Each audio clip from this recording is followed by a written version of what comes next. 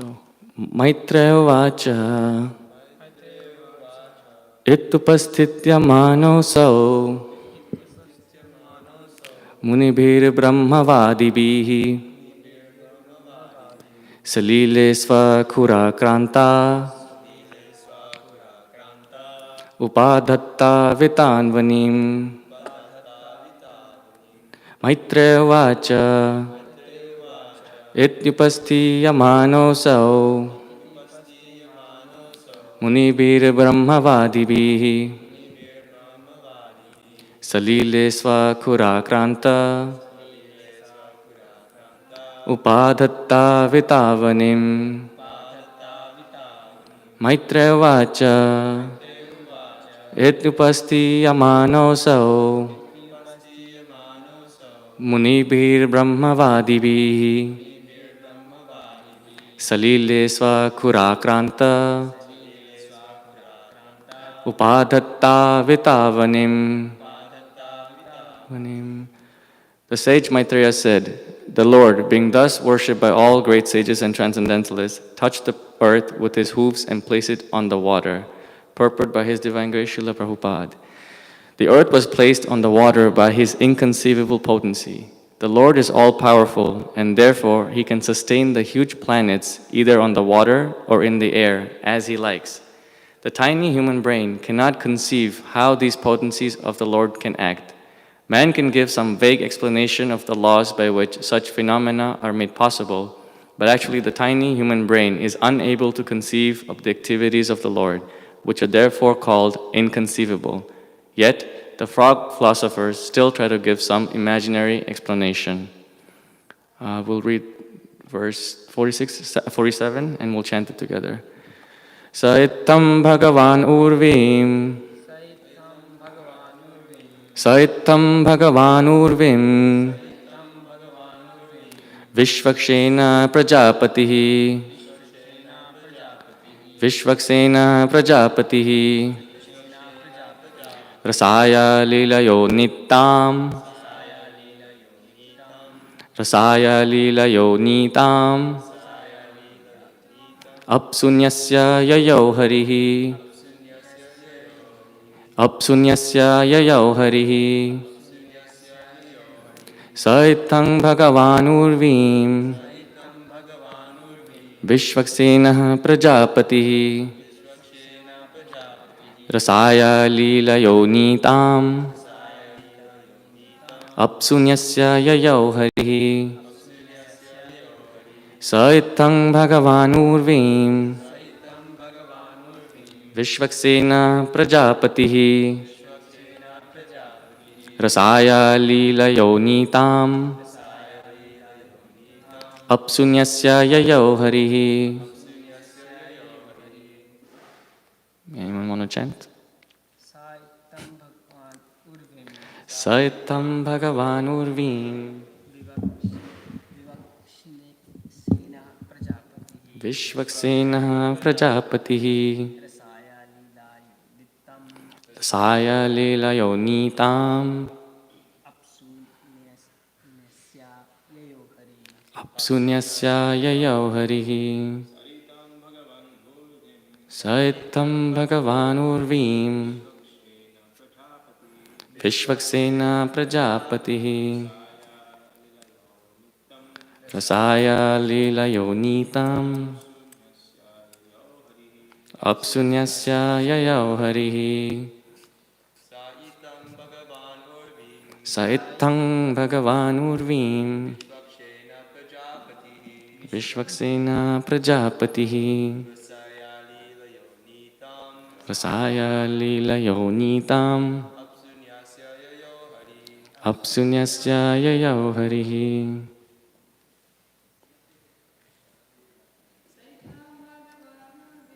Sa itthaṁ bhagavān urvīṁ viṣvaksenaḥ prajā-patiḥ rasāyā līlayonnītām apsu nyasya yayau hariḥ. Saha, he, itthaṁ, in this manner, bhagavān, the personality of Godhead, urvīṁ, the earth, viṣvaksenaḥ, another name of Vishnu, prajā-patiḥ, the Lord of the living entities, rasāyā, from within the water, līlayā, very easily, yayau, raised, apsu, on the water, nyasya, placing, yayau, returned to his own abode, hariḥ, the personality of Godhead. Translation and purport by His Divine Grace, A.C. Bhaktivedanta Swami Srila Prabhupada. In this manner, the personality of Godhead, Lord Vishnu, the maintainer of all living entities, raised the earth from within the water, and having placed it afloat on the water, he returned to his own abode. Purport. The personality of Godhead, Lord Vishnu, descends by his will to the material planets in his innumerable incarnations for particular purposes, and again he goes back to his own abode. When he descends, he is called an avatar, because avatar means one who descends. Neither the Lord himself nor his specific devotees who come to this earth are ordinary living entities like us.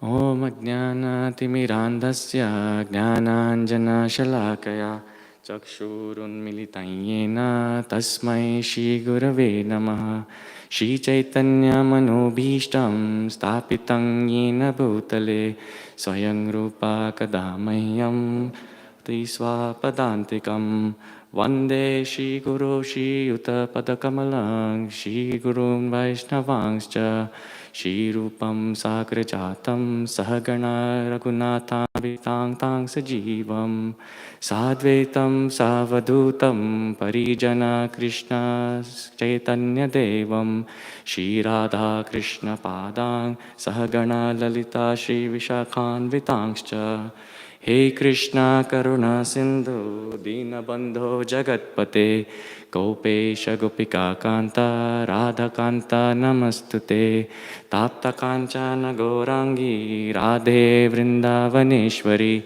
Vrishabhanu Sute Devi Pranamami Haripriye Vanchakalpatarubhyascha Kripa Sindhu Bhaivacha Patitanam Pavanebhyo Vaishnavebhyo Namo Namaha Jai Shri Krishna Chaitanya Prabhu Nityananda Shri Advaita Gadadhara Shivasadi Gaura Bhakta Vrinda Hare Krishna Krishna Krishna Hare Hare Hare Rama Rama Rama Hare Hare.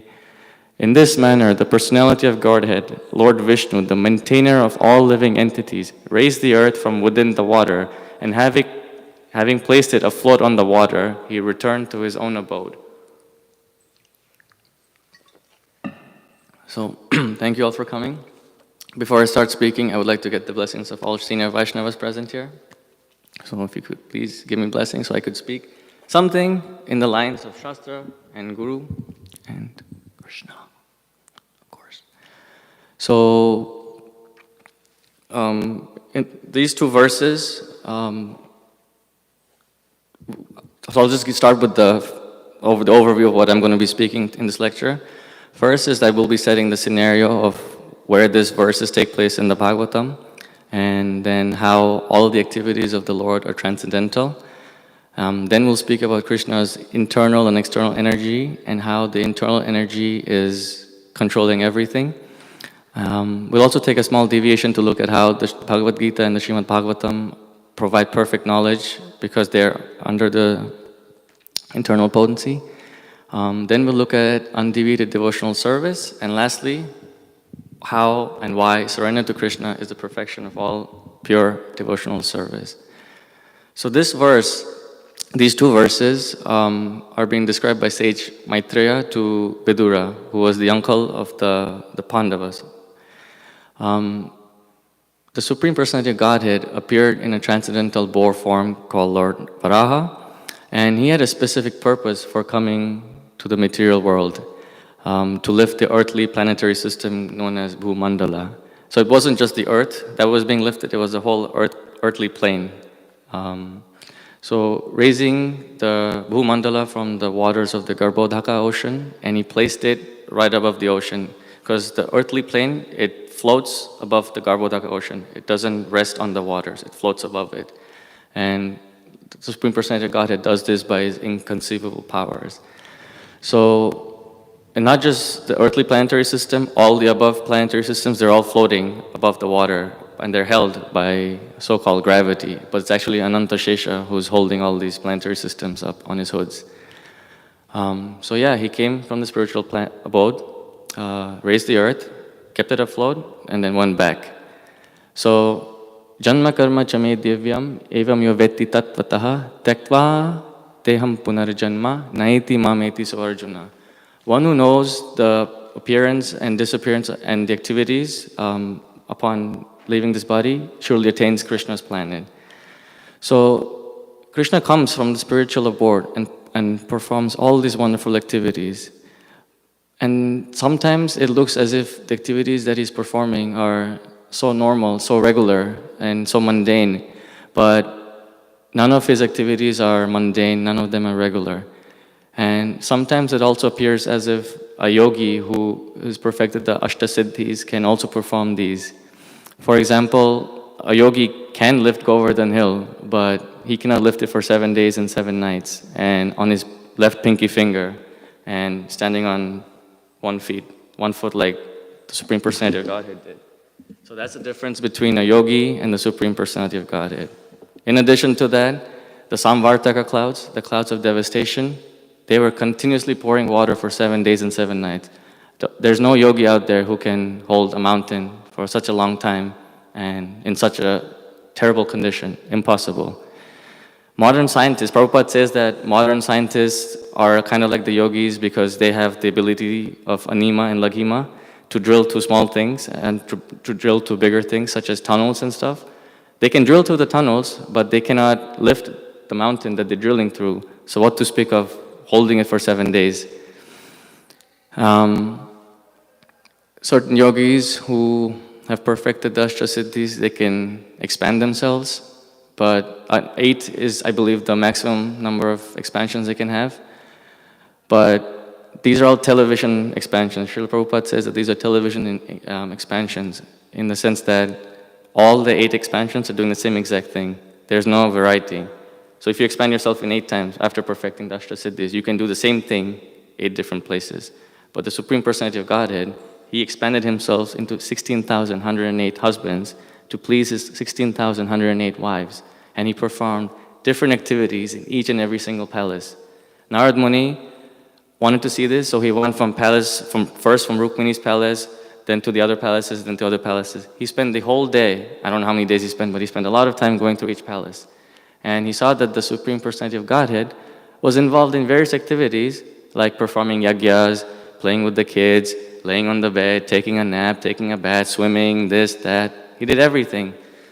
Only the Supreme Personality of Godhead can do this. A television yogi cannot.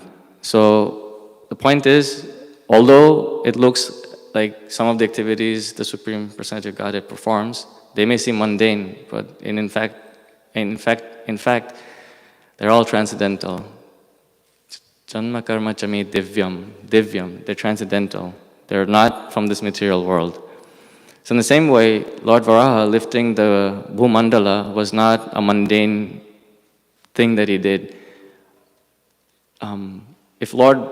So all the sages and Lord Brahma, they were praying to the Supreme Personality of Godhead to help them. Why? It's because although they were transcendental, although they were expert in all the siddhis, ashtasiddhis, karma, yoga, jnana, whatever, they were not able to do this because only the Supreme Personality of Godhead can do it. Lord Brahma is the foremost of all the karmis, the yogis, the jnanis, the tapasvis, everything. He's the most perfected living entity in the material world. But he couldn't solve the problem, which is why he had to pray to the Supreme Personality of Godhead to come help. And that's when Lord Varaha appeared out of the nostrils of Lord Brahma to help. So, no material no conditioned soul can do what the Supreme Personality of Godhead does unless the Supreme Personality of Godhead empowers them. So this empowered avatars or expansions are called Shakti Avesh avatars. For example, Srila Vyasadeva is one such Shakti Avesh avatar. He wrote the 108 Upanishads, he wrote the Mahabharata, he compiled the Vedanta Sutra, then he wrote the commentary on that, which is the Srimad Bhagavatam. So he did a lot of writing, and it wasn't, he also divided the Vedas into many, many, many branches. So this is not something a regular conditioned soul can do. They have to be empowered by the Supreme Lord to do so. And the Shakti Avesh avatars or any other incarnations, they don't misuse the talents, the skills, and the power that the Supreme Lord gives them. They use it only for the benefit of mankind. And this is what an avatar means, basically. One who descends and one who helps mankind for a particular purpose. There's different avatars, innumerable, and they're all there for the same purpose, just to save us and put us back on our path of dharma and eventually make us fall in love with the Supreme Personality of Godhead and attain prema. So that's the point of an avatar. Yeah. So when an avatar descends, they are not touched by the material modes of nature. They're not in goodness, they're not in passion, they're not in ignorance, nor are they in combination of the three. They are Vishuddha Sattva in that platform. They're in the mode of pure goodness. So how can this be? The reason is because they're all under the influence of the internal energy. Now in the Bhagavad Gita, when Krishna showed his universal form to Arjuna, he told him, "My dear Arjuna, now happily I have showed you my universal form through my internal potency." So all the expansions and avatars of Krishna are all under the influence of the internal energy, Devim Prakriti. So why is this? How is this? Well, Krishna explained this in the 6th verse of the 4th chapter when he says, Sambhavam yatma atma mayaya. This atma mayaya means his internal potency, not mahamaya, it's yoga maya. So the external potency of the Lord acts on the material conditioned souls. It doesn't act on the pure devotees, it doesn't act on the avatars, it doesn't act on any of the expansions of the Lord. Why is this? Why does the external energy act on us and not on the avatars and the pure devotees? It's because of what Krishna says in the 27th verse of the 7th chapter. Ichcha dvesha samuttena dvandva mohena bharata sarge bhutani sammohang sargayanti parantapa. Sarva bhutani sammohang sargayanti parantapa. All living beings, when they're created at the beginning of Brahma's day, they're all born into delusion, and which are driven through the dualities of desire and hate. So these are the two things that's keeping us in delusion. Whereas the ones who are the devotees who are under the influence of the internal potency, they are above this. They are not controlled by desire and hate. Now, how do we get out of this samohang, this delusion? Krishna says in the next verse, Yesham tvantagatam papam jananam punya karmanam te dvandva mohena nirmukta bhajante mang dridhavrataha. So people who have acted piously in the previous lives and in this life, they engage in devotional service with great determination. So this punya karmanam, it refers to devotional service. It doesn't refer to pious and impious activities as mentioned in the karma kanda of the Vedas.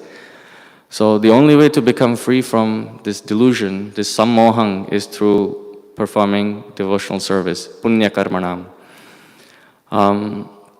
Srila Prabhupada says in the purport, neither the Lord himself nor his specific devotees who come to this earth are ordinary living entities like ours. So they're all empowered by the Lord, and they're always under his internal potency's protection, yogamaya. And once one is under this protection of the internal potency, the external potency, mahamaya, cannot act on them. So what exactly is this internal potency that I've referred like 6-7 times so far? So the internal potency, the Lord has three main energies. The first is the internal energy. Then the second one is the marginal energy, and the third is the external energy. Well, he has innumerable energies, but these are the primary three. So how do we get to this internal energy? The simple way in this age to get to be under the internal potency is through chanting the Maha Mantra, especially the Hare Krishna Maha Mantra. So Mayavadis have their own Maha Mantras.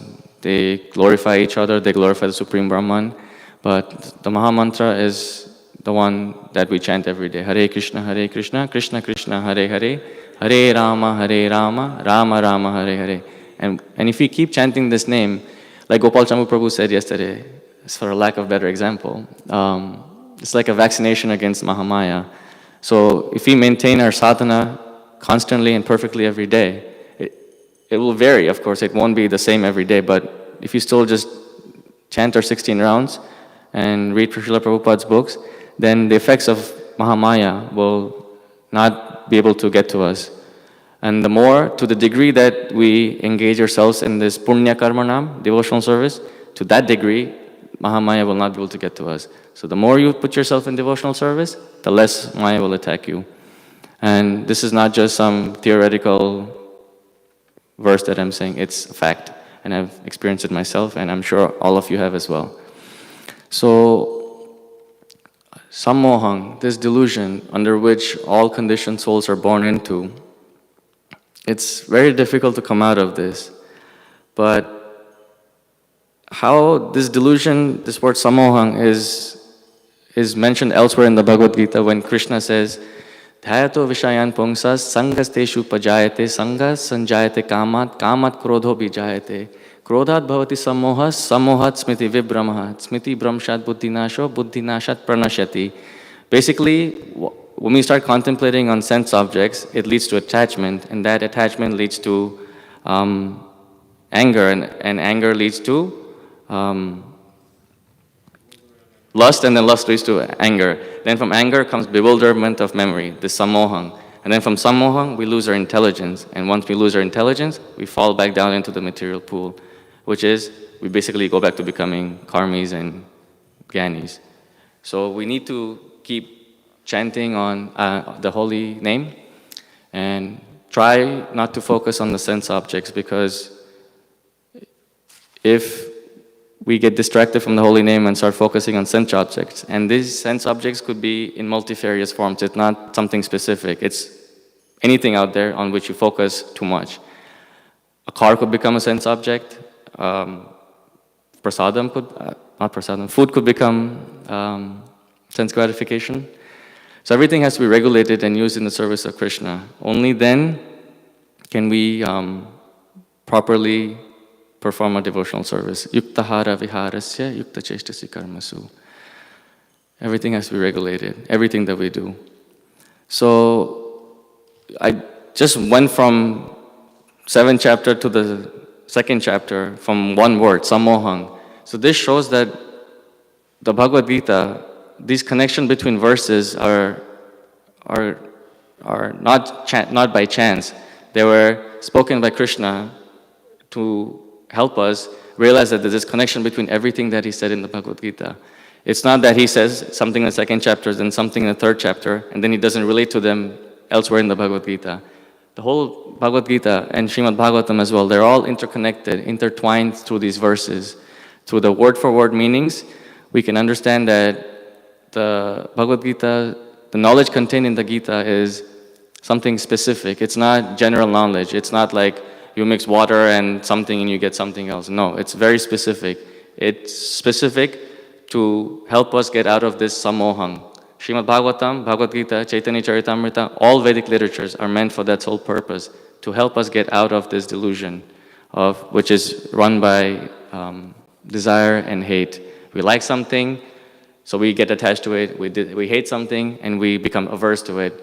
But to transcend, we have to transcend these two things to be able to get out of sammohang, this delusion. So anyone who takes shelter of this illusory energy, of the internal potency, through Bhagavad Gita, through Srimad Bhagavatam, through chanting the holy name, they will always be under the shelter of Srimati Radharani, because she is the personification of this internal potency, Devim Prakritim. This is what is mentioned in the 13th verse of the 9th chapter. Mahatmanastu mam partha devim prakritim ashrita bhajant ananya manaso gnatma bhutadim avyayam. Those divine souls who are under the protection of the divine nature, they fully engage in devotional service and know me as the Supreme Personality of Godhead, inexhaustible and infallible. So how is it that these Mahatmas are able to be under the influence of the internal potency? How? It's because of the third line in that verse, bhajant ananya manaso. They don't know anything but devotional service, uninterrupted devotional service, unmotivated devotional service. So that is what we need to get at. But before I speak about that, I just want to differentiate between the Devi Prakritim, which is mentioned in the verse that I just said, and the one that comes up in the 7th chapter. Devi yesha gunamayi mama maya durataya mam eva ye prapadyante maya me tantarantite. So both of these verses have a Devi Prakriti, but how do we know which Prakriti is the internal potency of Krishna? That is by the third line that I just said, bhajant ananya manaso. If one is always chanting always chanting the Krishna's names and is always engaged in devotional service, then he's automatically under the internal potency, not the Mahamaya. He's under Yoga Maya. So because of undeviated and unmotivated devotional service, that's how we can know under which Devim Prakriti a person is. So undeviated devotional service is the only thing that can save us from the onslaught of this material energy that we are under. Anyone who is under this influence of the internal energy has to be performing undeviated and unmotivated devotional service. There's no tinges of karma, there's no tinges of jnana, there's no tinges of dhyana, and there's no tinges of speculation. So, this is what the Srimad Bhagavatam says as well. Savai pungsam paro dharmo yato bhakti radhokshaje ahetuki yapratihata yayatma suprasidati. Our supreme religion is it's called paradharmo. Now dharma is devotional service. We know that. But what's paradharma? Paradharma, or the supreme devotional service, is undeviated devotional service, unmotivated devotional service. Unmotivated by material desires and uninterrupted by material circumstances. That is pure, undeviated and unmotivated devotional service. And only through this parodharmo can we get out of sammohang, this delusion that we're under. Only way. There's no other way for this. Karma, dhyana, jnana, they are not able to help us out of this delusion completely. The karmis can be engaged in sacrifice, the jnanis can be engaged in speculation, the speculation of matter and spirit, like differentiating all of that. The dhyanis can be engaged in meditation on whatever they're meditating, but unless the sacrifices, the speculation and the meditation ends in devotional service, karma, jnana, dhyana, they will not lead to parodharmo. They will not help lead to freedom from this delusion that we are under. We can see this, there's many examples that Srila Prabhupada has given. One famous example that he's repeated over and over again is that of Vishwamitra Muni, who was meditating in the forest. He was not a devotee, he was just a transcendentalist. And when Menaka, the heavenly societal girl, came and broke his meditation, he immediately fell for her. He couldn't stop himself from going there. But on the other hand, Lakshahira, who came to break Srila Haridas Thakur's chanting, was unable to do so because he was uninterruptedly and unmotivatedly performing devotional service. He was chanting the holy name of the Lord without motivation and without interruption. So this is how we have to perform devotional service. And then So we can now ask this question, why is it so difficult to perform this devotional service, uninterrupted devotional service? It's because of the other Devi Prakriti, the Mahamaya. Srila Prabhupada says that, I think Gopal Chandra Prabhu mentioned this in his class yesterday, the devotees in the West are not afraid enough of Mahamaya, unlike the other disciples from India. So we tend to, especially in the Western world, we tend to kind of get distracted by all the allurements of Maya. And it's very difficult to overcome. But by punya karmanam, devotional service, by practice of devotional service over many, many years, we'll eventually get free from it. But the karmis and the gyanis and the dhyanis, they are not able to do so because they don't take shelter of Krishna. They don't recognize Krishna as the Supreme Personality of Godhead. They consider themselves God, they want to be God, they worship each other as God, they are sticking to sacrifice, they don't know what they're sacrificing for, they're meditating, they don't know what they're meditating on. All the objects of these three things have to be Krishna or any of his incarnations. Until that is so, they will be stuck in the cycle of birth and death. Mityu sangsara vartmani. So, this pure devotional service basically means freedom from fruitive mentalities. I'm doing something for this benefit. I will do this service to get that. That's not devotional service. That's fruitive mentality. That's what karmis are out there for. I'm going to work 8 to 5 to get so-and-so money, and then do these and these things. But that's not what devotional service is about. We're not here waking up at 4 o'clock in the morning to come here for Mangalarti because we are expecting something. The only thing that we should be striving for is love of Godhead and pleasing our spiritual master, because that is ultimately the goal of life, to please our spiritual master and please Krishna through him. Yasya prasadat bhagavat prasado, yasya prasadan nagati kutopi. We chant this every day, but sometimes we forget why we're doing devotional service. And we should remind ourselves every now and then, Yashasri Sandhyam, what was it? Dang Suvanstasya, Gurushi, Charanavindam.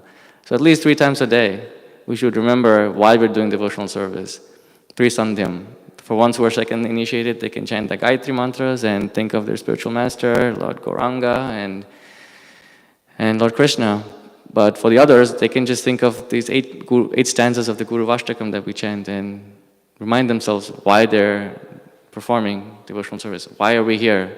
We're here to serve Srila Prabhupada's mission of preaching Krishna consciousness to all the fallen conditioned souls of Kali Yuga.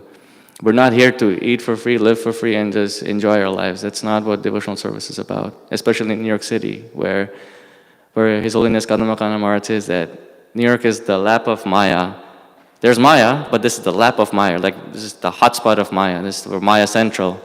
So we always have to be on our, so to say, best behavior with devotional service. Even if it's difficult in the beginning stages to chant 16 rounds, we just have to do it.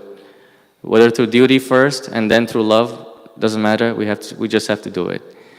So pure devotional service is, what is the ultimate stage of this pure devotional service? I've spoken about uninterrupted, unmotivated devotional service for some time now. But where does all this culminate into? All of this culminates into surrendering to Krishna, surrendering to our Guru Maharajas, surrendering to the devotees, our higher authorities. That is Krishna's ultimate instruction. He gives, the 9th chapter is called the most confidential knowledge.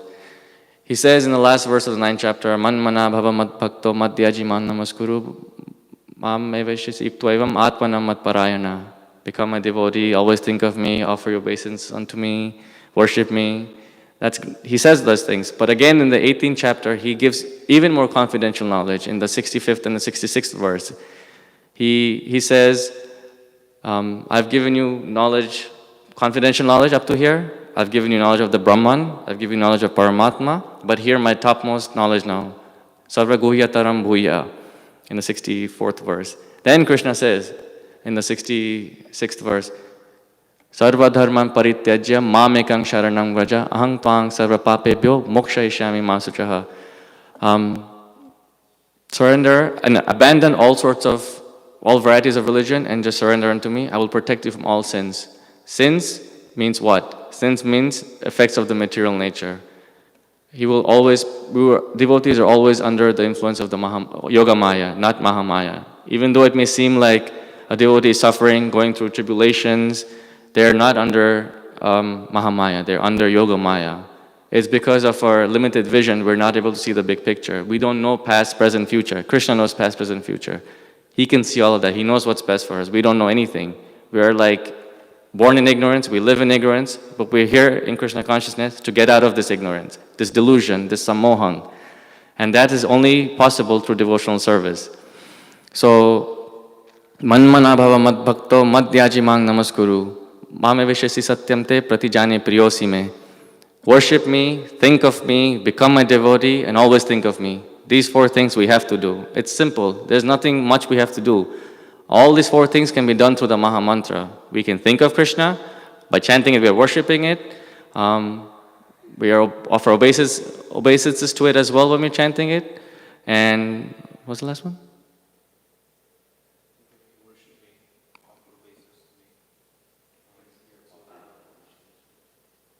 Offer me? Remembering. And we're chanting is remembering, as Prabhupada says. So, think of me, become my devotee, worship me, offer your homage unto me. Yes. The holy name includes all those 4 things. In this age, we cannot do anything else. We cannot meditate. We cannot perform sacrifices. We're too broke for that. We don't have resources. But we are rich enough to perform the chanting of the holy name, which you guys are doing every day for 4 or 5 hours. It's amazing. I wish I could go every day, but I have other things to do. So I can't, but all glories to you guys for going out every day in the lap of Maya to help people get out of this samohang. It's a wonderful task. All glory to Ramara Prabhu and his team. So basically, avatar. They descend into this material world for our ascent into the spiritual world. They don't just come to kill demons and then go back. That's not the ultimate goal of an avatar or an expansion. They're here to take us back with them. Not necessarily at the same time, but eventually after developing love of Godhead, we can go back. So that is the purpose, sole purpose of all these avatars. Lord Nrsimhadev, Lord Ramachandra, Lord Matsya, Lord Kurma, Lord Parashuram, Lord Buddha, Lord Kalki who's yet to come. All of them, they all have the same purpose. Sure, killing demons and re-establishing dharma, that's like the byproducts of their appearances, but their primary goal is to attract us to go back to the spiritual world, not for us to stay here again and again in the constant cycle of birth and death. That's not very nice, and that shouldn't be our desire.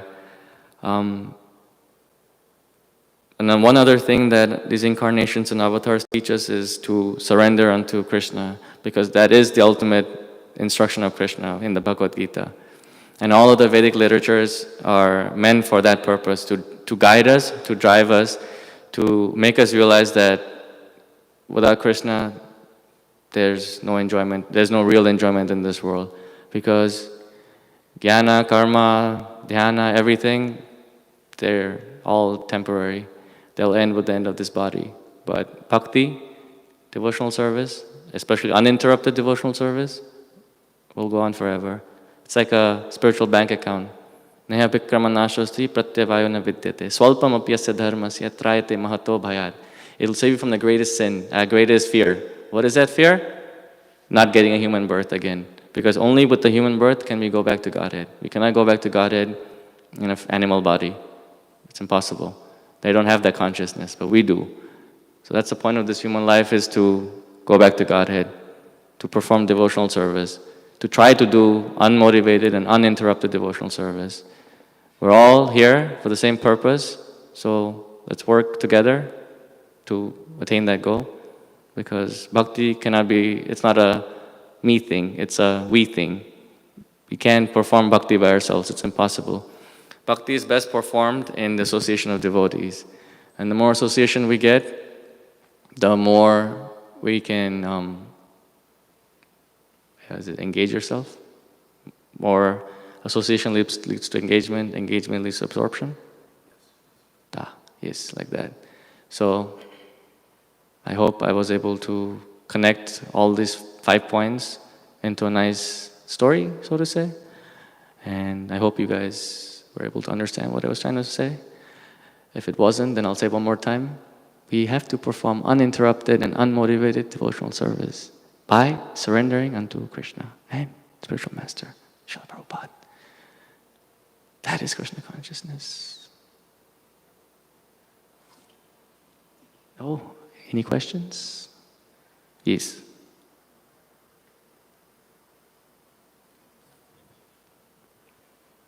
So we hear Hare Krishna. Hare Krishna. Hare Bol. Hare Bol. So we hear, thank you for the class, Prabhu. So we hear that one cannot go back to Godhead in an animal species of life. What about the higher human forms, like the demigods, all these other forms? Could one make it back to Godhead on these other higher planetary systems, or does one have to come back to this earth? So, in the top 3 planetary systems, the Satyaloka, Janaloka, and the Tapaloka, they have a higher chance of going back from there to the spiritual world. Like Satyaloka, Lord Brahma and his people, they can go back if they reach that level. They don't have to come down to the earthly plane. But Tapaloka and Satyaloka, Janaloka, they have to come back down because they're ascetics. They haven't developed love of Godhead. But so it's Satyaloka, Tapaloka, Janaloka. Then there's the Dhruvaloka, the pole star. Then from that there's multiple filaments going down, and they're holding all the heavenly planets. So going from heavenly planets to the spiritual world, not possible. They can go there, but they have to come back. Like in the Garga Samhita, it says that all the demigods went with Lord Vishnu to the Virja river to go to Goloka Vrindavan. But they couldn't stay there, they had to come back. Only way for them to go up spiritual world is to come back down to the earthly plane, Bhumandala, which is where Jambudvip is, which is where the 7 islands are, the water, the ocean of liquor, sugarcane, milk, yogurt, all those things. Anyone on the earthly plane, they can go back to Godhead. And Satyaloka, no one else. They have to come to the earthly plane. They have to take the human form. Yes.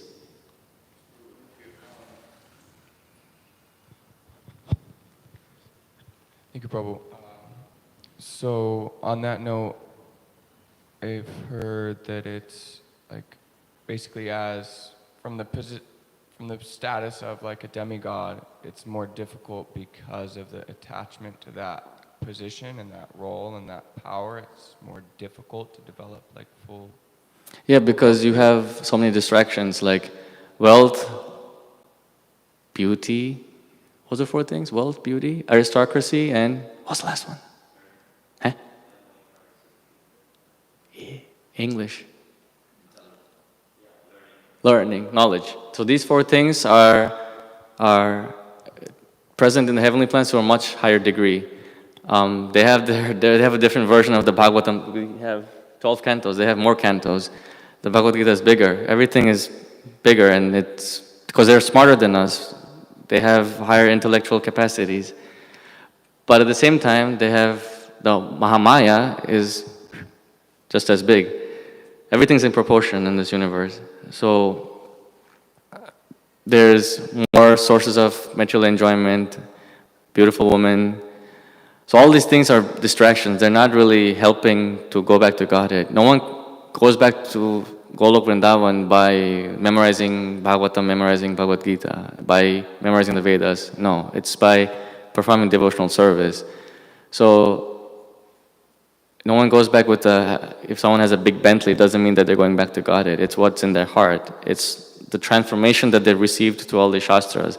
The point of Shastras is to transform our heart, not to make us proud of our knowledge. So, yeah, I hope I was able to answer your question. Yeah. Distractions, basically. Impediments. Any other questions?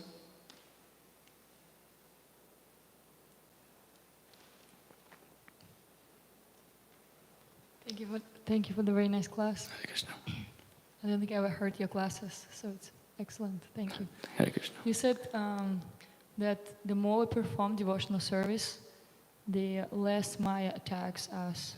I heard something different, that Srila Prabhupada said when we just start doing devotional service, we basically, declaring a war to Maya, and it means that she attacks us more. Yes. So what Prabhupada meant by that was, it's like Mahamaya and Yogamaya are kind of like fighting for control over you. Mahamaya is like, no, I want you to be under me. But Yogamaya is like, no, she's under me because she's performing devotional service. So Mahamaya tries harder and harder to get you. But Yogamaya everything is actually Yogamaya. There is only spirit. Every matter comes from spirit. So Mahamaya is only a servant to Yogamaya. Mahamaya can never overpower Yogamaya. Then that would just be stupid, because then what's the point of performing devotional service? If Mahamaya was powerful than Yogamaya, then why are we chanting? Why are we here? So it's just that she tries harder to get to you, but she can't, because you are engaging more in devotional service. But if you become complacent, if you stop, or if you just say, oh, I've reached what I think is the best devotional service, then Mahamaya can get to you. You have to constantly endeavor. We should never think that, oh, I know these many verses. Okay, I'm done with devotional service. Oh, I'm chanting with so much ecstasy. I think I loved Krishna. I've realized Krishna. No, we don't ever think that. We should always think that we don't know anything. We should always think we are Trinada Pisunichena, basically. We're smallest than the smallest. Even though we're in this human body, there's ants, there's insects around. We should consider ourselves like that. Sounds nice in theory, but we really have to practice it. I'm trying. It's not there yet. Long way from it. But that's the point. The more we engage in devotional service, to that degree, Mahamaya cannot get to us. But to the degree we start becoming complacent or lazy, to that degree Mahamaya will get to us easily. Because she's powerful. That's what Subhadra is. That's what Durga Devi basically is. Bhadra is Mahamaya and Subhadra is Yogamaya. Part of expansion of Yogamaya. And Srimati Radharani is the Yogamaya. Hare Krishna. Any more questions? Braja? We have 3 minutes, so if you have any questions, or we can end early. Yes? You have a question? Oh.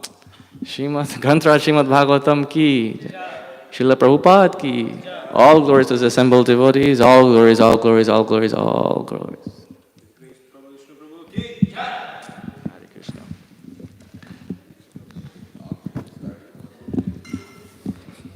Can someone stop the live stream? I can't get off, it's awkward.